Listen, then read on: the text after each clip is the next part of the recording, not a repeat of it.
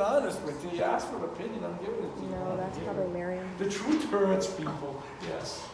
Okay. You guys are screwing me up. I don't know where the hell we left off. Okay. What? Couples. Okay, couples and gliding joint go together, correct? Yeah. Because gliding and plane joint are the same. In couples would be, how many couples are there? 6. 8. 8. Ocho. Right? 8. 8. Oh my God. 8. All right.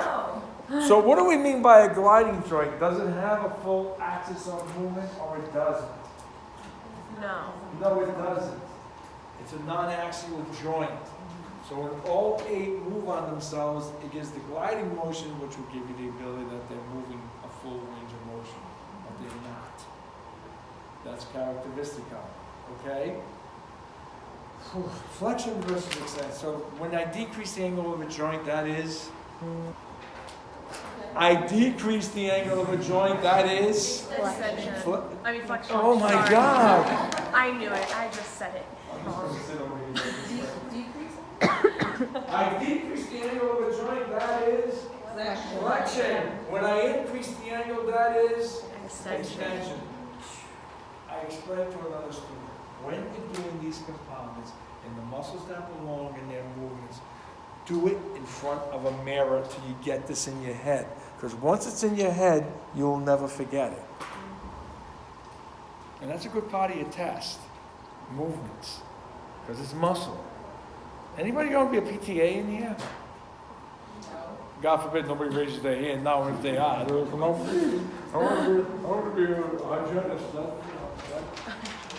Nobody's going to be a PTA. Nobody. OTA. Nobody. I'm telling you what field you should be applying to. Everybody's going to be a nurse. We don't know yet. We don't know what we mean. Really depends on the class. I might just be saying school. Job I have, not too bad. It's easier than this shit. Okay.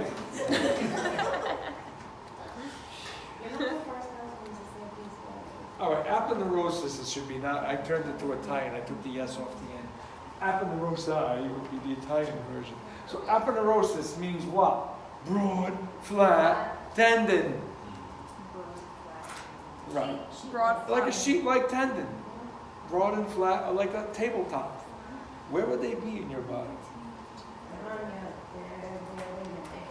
Here, there. Right. Well, you got one and a lot of muscles hooking around joints. They stabilize your whole pelvis area. Pelvis is kind of made of this stuff. There's a lot of ligament structure around the pelvis. It's a tough area to do.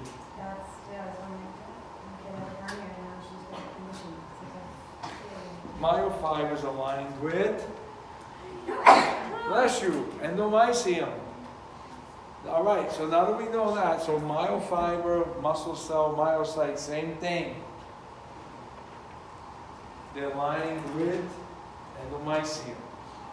Then we take these, at least 10 of these individually wrapped structures, and we create a fascicle. And what do I wrap the fascicle with? Paramycium. Got it? And then we wrap the whole muscle with epimycium. Yay! All right. Myosin, neuromuscular junction. Is that the same thing as the motor unit? No. The motor unit is the power source coming in to power these. So that would be like the motor nerve coming in. What is a neuromuscular junction? It's where what and what meets. The muscle. Yes, the muscle and nerve cell meet. They say, hey, how you doing? And what jumps across them? Chemicals. Electricity or acetylcholine? You Acetylcholine. better know that, damn it, acetylcholine. I mentioned it so many times. Oh my God. Look, if I want to talk everybody listen, I'll stay home. And here you're supposed to listen. Right? Listen, Linda. Right? Escúchame. Yeah, they meet. Okay. Myosin versus actin. Which one's the thick one? Myosin. And actin's the thin. Which one has the heads? Myosin. Which one pulls the other one in? calls the actin in. So what is the sliding filament mechanism? In the presence of calcium, actin and myosin interact, causing the sarcomere to contract. Remember that statement? Put your label of sarcomere if you have. What is a sarcomere? So it's single unit of the muscle. It's the functional contractile unit of the muscle. And there's millions of them per muscle, per fiber of muscle. So that we know.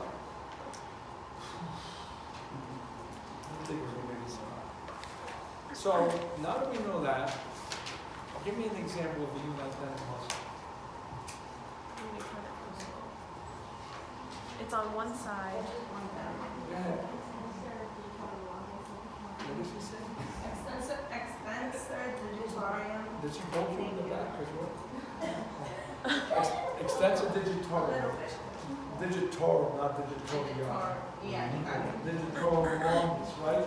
Why is it a unilateral muscle? Why is it a unilateral muscle?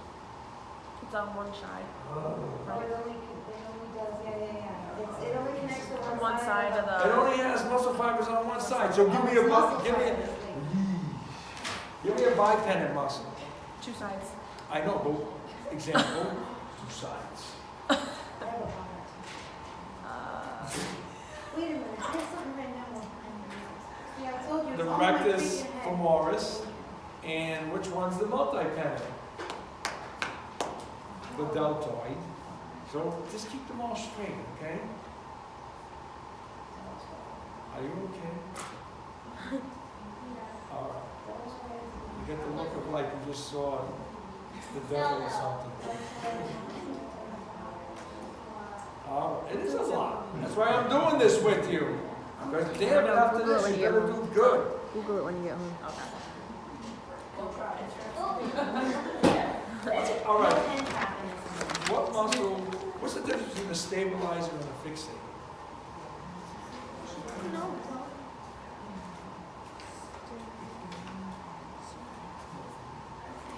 And a fixator, they're the same thing.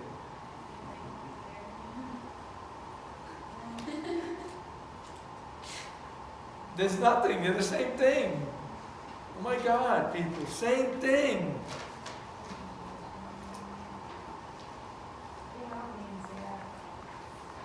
Right? So which one starts the motion?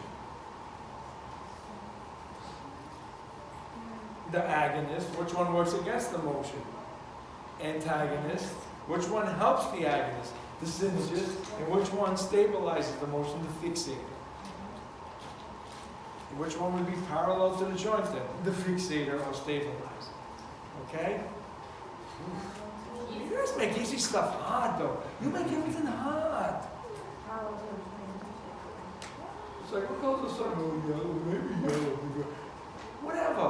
Which 1 plus 1? 2. That's it. There's no other number there but 2. Not maybe 2. It is 2. Forget the Chicago map. It is 2. Take 2 things, put it away. 2. Right. That's how simple this stuff is. He doesn't have too much fun with your milkshake. It's so good. The chocolate always hits the top though. So good. All right, now this gets tough. The compounds. This is a lot of information. Oh, here we go. First of all, knowing where they are, what the type of motion they're going to do, and what muscle groups would be in there. So there's a lot of questions on the compartments. So take the upper extremity. Upper extremity is easy. There's an anterior and a posterior. The anterior compartment's job is flexion. Posterior compartment's job is extension. So where would the biceps? Where would the biceps break? I know what compartment. That would go in the. Well, it's in the front of your arm or behind your arm. It's in the front, so it's got to be the anterior compartment, right? Where would the corticobrachialis go? Anterior compartment. Where would brachialis go? Anterior compartment. Where would triceps go? Posterior compartment. Okay, so why do you make it so hard? Because we overthink. Yes. But overthink correctly, not wrongly. Wrongly. New word. In Webster's dictionary. Wrongly. They're going to add that when they do every year they're going to put my picture there. He came up with wrongly. Everything he says is wrongly. Okay. Do you understand what I'm, okay. Now when you go down here, it gets a little difficult. So do we have a lateral compartment in the thigh? Yes. No, we have a medial. We have a medial. You guys are so, I hate to say it, you guys are so We easy have a to lateral and a trick. leg. Yeah, I know. I'm But trying to touch on it. answer impulsively. As I write these questions, I'm saying, they're going to miss this. No. And I know it because it's not hard, but they're not going to look at it the way they should be looking at it. And they're going to jump. And when they jump, they miss the building, they fall on the ground. So, again, there is no lateral compartment. And when we go into the leg, is there a medial compartment? Yes. Yes. No. That's where your shin is. So just basic questions, I can just hit you on that, and you get it wrong.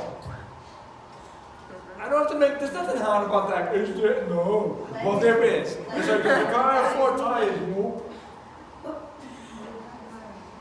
No, it doesn't. Okay, so it's a tricycle. That's what you're telling me.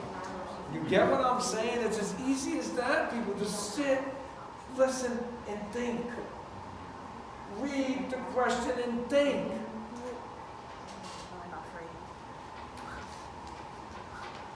You all need like a value before you take this. All right, so let's get back to it. Okay, then let's think of this. Which compartment would extend the knee? Anterior, medial, or posterior?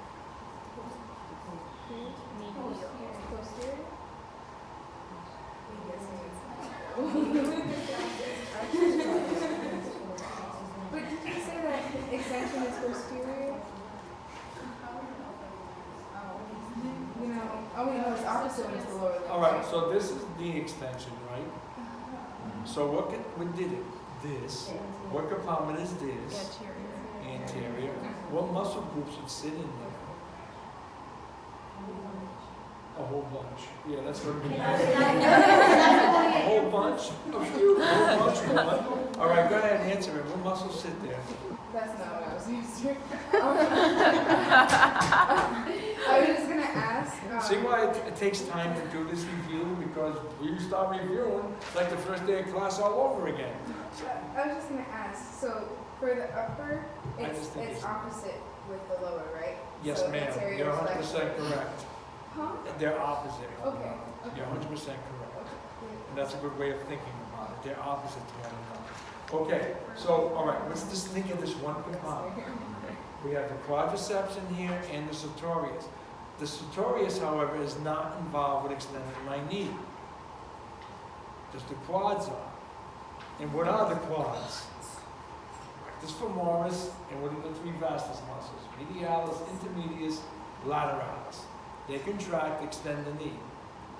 The job of the sartorius is to cross my leg. Without sartorius, you can't perform the motion. Okay, so that's... Good. Right, sit and cross, that's sartorius. Now, when the posterior compartment contracts, what does it do to the knee? Flexes it. And what sits there? The hamstring. And what muscles are in? All right, what muscles make up the hamstrings? What's the posterior lateral group? The biceps femoris. And what's the posterior medial group? Let's go, come on. Let's go. Tendinosus and membranosus. Okay? And then the adductors do what? And where would I find the adductor? The adductors in the medial compartment. And they're going to do what? So when the gracilis contracts, what's it do? What? Adducts. So add. Think of adding, bringing things together. All right, let's go into the leg now. Let's even have more fun. Is it true when the posterior compartment contracts, I dorsiflex the foot? Yes. No, not dorsiflex, I'm sorry, I answered impulsively.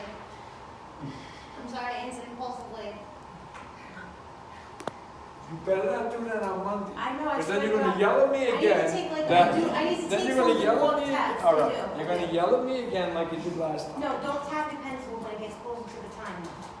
That makes I'm my gonna nerves. tip the desk over. No, No, it okay. makes my nerves go through the roof. I'm gonna give headphones to you. So. I was blown out with it. Again. She was wrong. So what is the correct answer? False. Because what muscles would have to dorsiflex? Anterior. Right? Posterior is going to make me stand on my toes. So that means the gastroc, synemius, and soleus are where? Posterior compartment. When they contract, you would stand on your toes. When the extensor digitorum longus and tibialis anterior contract, they would dorsiflex. Okay? And which one, what compartment would turn my foot up? There's only one left. Lateral, thank you. So you're not going to get hit on that one that much because we're going to talk about the muscles there. But understand what the calf muscles do. Like we said, if you wear high heels, why does the leg look better than in flats? Because the gastroc is contracted, and you can see it. Come on, ladies, you know you can put it on the... I didn't read too fast. I mean, come on. Be honest. You never say that? No? When you wear your heels? We're going to finish, don't you worry. You guys are making too much fun to just fly through this. It's so much fun. All right, so we're done with that. Where would you place the ethmoid? How would you describe where it's found?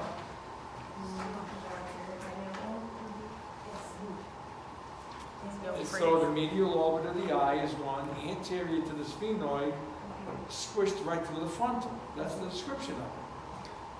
What part of it makes up the nasal septum? What's its name?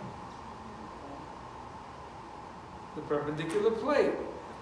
Oh, which one would anchor the bone, the brain? The crista galli. Which one has foramen for olfactory to pass through? Cribriform plate. Then you really know the ethmoid if you can answer it like that. If you can't, you don't know it. Got it? All right, the sutures. What suture separates frontal from parietal? Frontal from parietal. All right, what suture separates parietal from parietal? What separates the occipital from parietal? Lambdoidal. What separates temporal from parietal? Squamous. And what is it known in the newborn? Fontanelles. Good, we got that. Easy. Let's move on.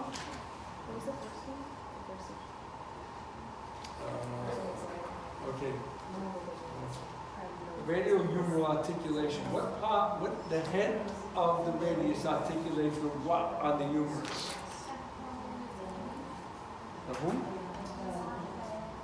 Begins with what? C. Capitulum, exactly. And that does the pivoting motion. That's why you can pivot to supinate and pronate. Okay. Fontanelles, we did that already. Rib articulation. How many articulations of the rib are there when it touches the spine? 2, 3, 4. How many? 2, 3, or 4. How many articulations are there when the rib goes in and articulates with the spine? 2, 3, or 4.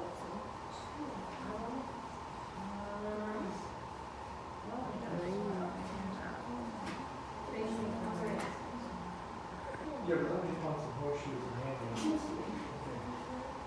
3, yes. Because the tubercle touches the what?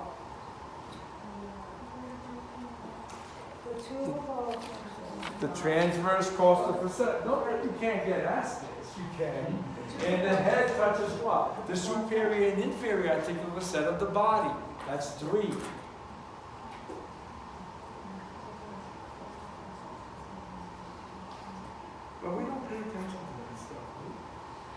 Female pelvis, tell me about it.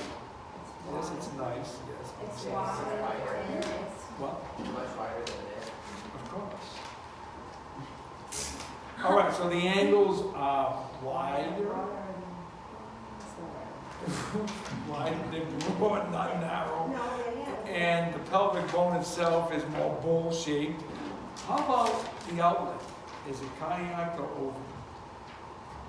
Oval. Oval. So let's go to the brim. What's the significance of the pelvic brim? The true and false. The true and false. Pelvis. All right. So what does that mean? If I'm an organ and I lie below the brim, I am a pelvic or an abdominal organ. There you go. If I'm an organ lying above the brim, I'm an abdominal. So it separates the abdominal and pelvic cavity. That's the idea of it. When you get into reproduction and urinary, you're going to learn the pelvic diaphragm. The job of that is to hold your uterus from falling in the toilet when you go to the bathroom. That happens. Yes. So I said, "Ooh, I was concentrating on that." Taylor's articulates with what? It articulates with. On the inferior aspect, what does it touch? Anterior. It touches the fontanelle? No. No, inferior. Yeah, calcaneus. Yeah, and then there's. How about straight above me? What bone? The Tibia. Yeah. And the medial and lateral malleolus on each side. And that makes up what joint? Okay. There you go.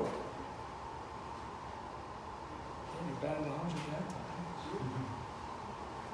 Everybody get that? What's inferior to the talus? Calcaneus. Medial and lateral are malleoli. Right above it, the tibia. Okay. Femoral head articulates around the pelvis.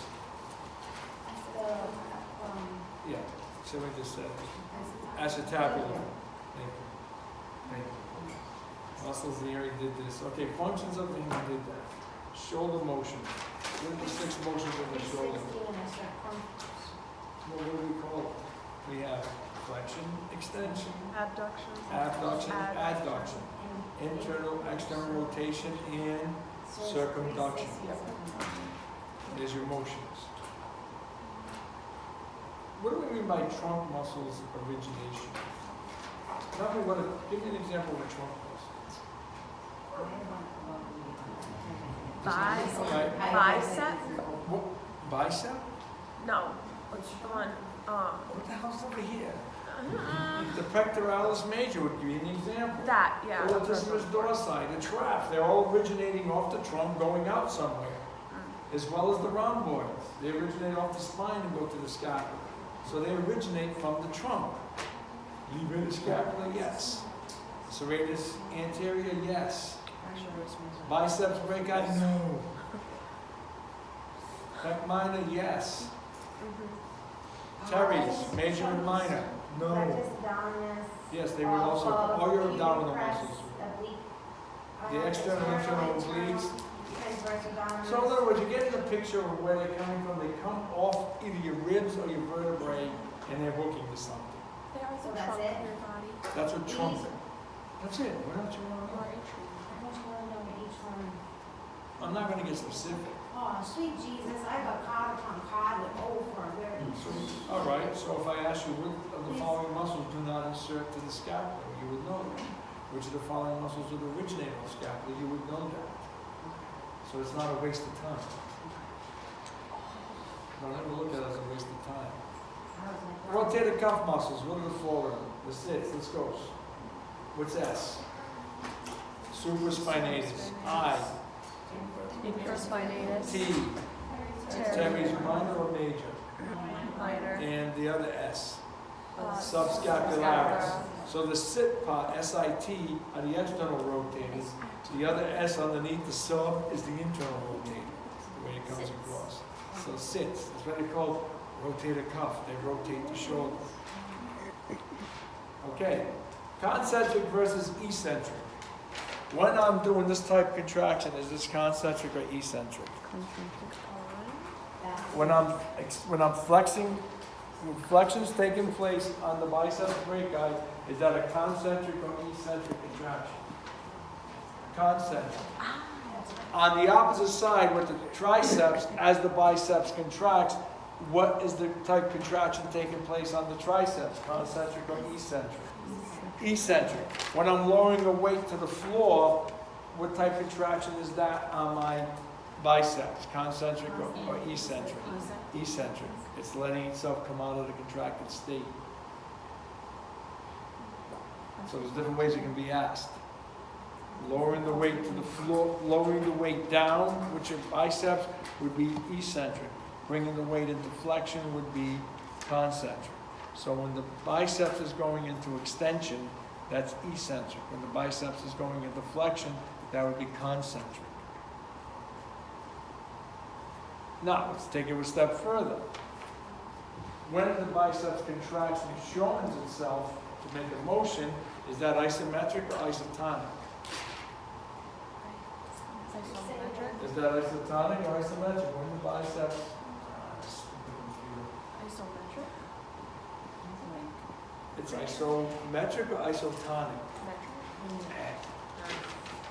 So when the biceps contracts and doesn't move, that's isometric. When it contracts and shortens itself, that's isotonic. Think of metric, you're not changing the length. All right? Glycolytic versus oxidative. Which fiber would use glycolysis only? Kind of in its name, glycolytic, meaning it's an anaerobic type of contraction, correct? What parts of the body would use fast glycolytic fibers? Arms, upper extremities. Reaction. What muscle groups would use fast oxidative fibers? Legs. And which ones would use slow oxidative? Postural in your eyes, meaning they don't tire quickly. Which one would contain the most amount of oxygen? Fast or slow? Fast. Slow. What was the reddest fiber? Had the most myoglobulin it's going to contain. That's the slow oxidative. Fast oxidative are strong but will fatigue. They will tire quick compared to slow oxidative. So all three fibers exist in every muscle group. They shift back and forth depending on what the muscle is being used for. All right, rheumatoid versus osteo. Which one is autoimmune? Osteo. Rheumatoid. Rheumatoid. Which one is symmetrical? Rheumatoid.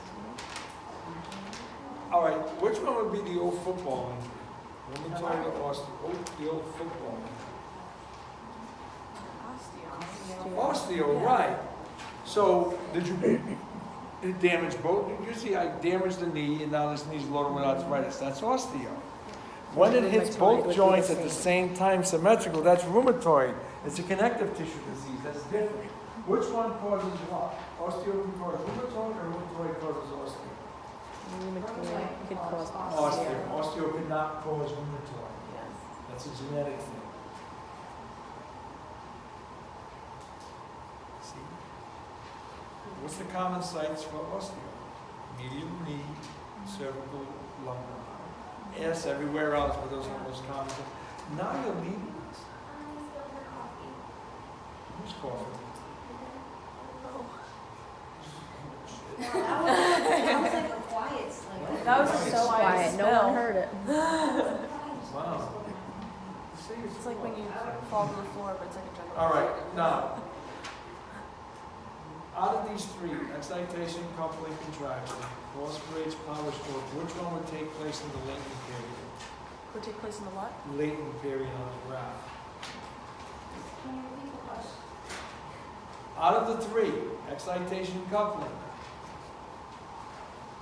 cross bridge, power stroke, where would that take place on the graph? Which one would be in the latent period out of those three? What? Which one would be in the latent period? Cross bridging. EC? EC. EC is during this period. cross bridge and begins to cycle. So isn't that during the latent? That's the contraction. So it's Because you're seeing it. You don't see the latent phase. That was the highlight of the whole PowerPoint that day. Where do you see what? Cross bridging begins in the contraction phase. So cross bridging means that what happened with in the coupling reaction, what is happening? Sodium potassium pumps have created acetylcholine to jump across and stimulate that, right? What happens? Sarcolemma releases calcium. When calcium enters the sarcomere, now what happens? Troponin converts to tropomyosin or myotropin, same thing. That causes the head to become sticky. There's the cross bridge, and the power stroke comes. That's contraction phase. So put the cross bridge and the power stroke with the contraction phase of the graph. During excitation pumping, you can't see anything yet because the muscle's getting excited. But you don't see it visually yet. Okay? Remember that curve? You're good with graphs, so you should be good with this stuff. So these are what you're You won't see excitation pumping. You don't see that yet because it's the nerve ending stimulating the muscle itself. And a lot's taking place. You're flooding the calcium. Now,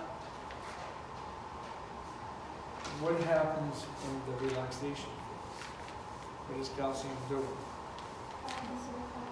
Exactly, it goes back to the sarcoplasmic reticulum, the cross bridges let go, and they go back. That's what happens, that's relaxation. So, what happens what two elements are depleted during muscle fatigue? One is, of course, calcium, and what's the other? ATP. You just can't produce it fast enough. So when the muscle's in the fatigue phase of tetany, can it be re-stimulated? The answer is no. Can tetany be created out of the muscle without an outside source? No. You can't put your own muscle in tetany unless I put an electric wire to it. Or stick a bacteria in you.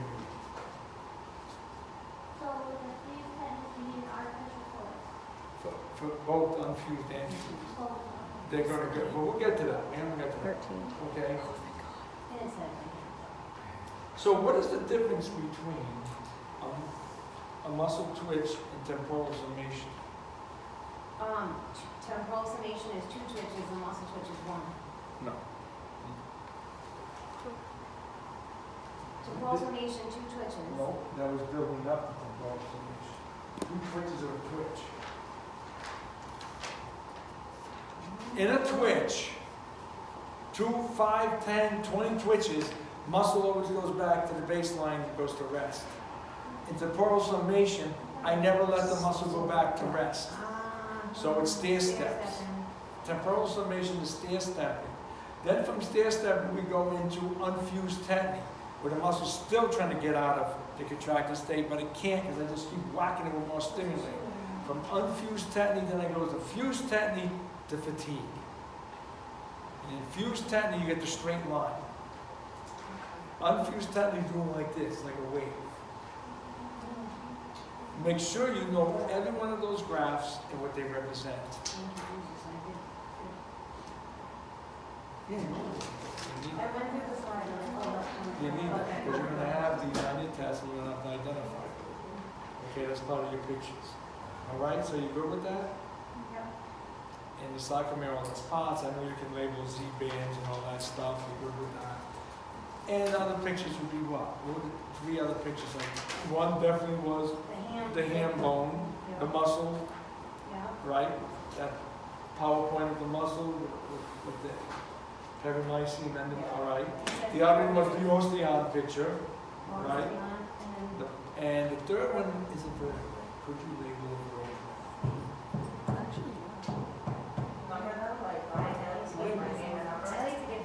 No, label an individual vertebrae. Can you label all the parts of it? The body, the spine, the transverse, that stuff. And it's multiple guess, so you should be able to label it, yes. So you said the ham bones. That's the, this one. That one. Looks like a hand, doesn't it? It's like that. You got it. And then, That's it? and then the So you do Austrian 20 picture. and you're gonna do, you said There's 20 20, questions. there's 20 pictures. So the graphs count as pictures. It's all three of them. And I can't ask. Multiple questions on the same thing. Gotcha. Got it? You got it. Well, there's 3 individual pictures.